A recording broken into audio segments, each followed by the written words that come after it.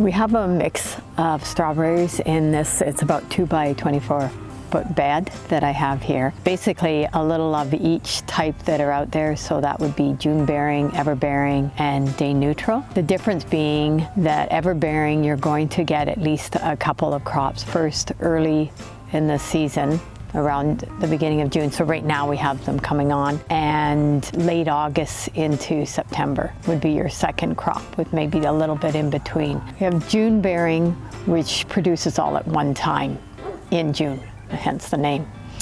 And then lastly is day neutral. And day neutral is a little different. With the June-bearing and Everbearing, they require about 6 hours of sun at least. Whereas day neutral, it's not necessary to be grown in the sun, and they're continually producing.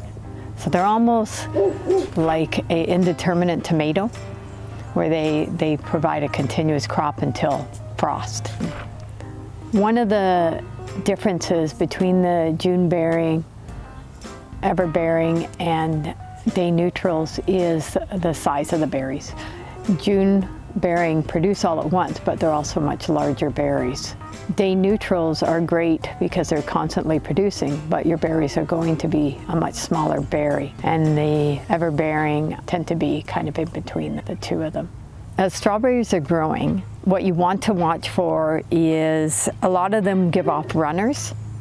And basically what that is it's just a little strand that comes off of the strawberries, and then it'll produce a plant. So you consider the strawberry plant itself as the mother plant, and then it'll produce these daughter plants off of it. For the first year, you really don't want to encourage too many of them. In fact, I would always say no more than about 3 or 4 maximum, in order to keep the mother plant strong and healthy. Strawberries basically have about a 3 to 4 year life cycle. The first year, you kind of want to remove most of the flowers and encourage it to concentrate on the roots, strengthening the root system. If you want to have large strawberries, you would probably remove about half of the flowers. If you're not concerned about that, then you can just let them grow, and you'll get more, but you may have smaller strawberries. When you're planting the strawberries, you want to make sure that you plant them up to the crown of the strawberry plant. So you want to cover it enough to cover all the roots, but not so deep that you bury the crown part.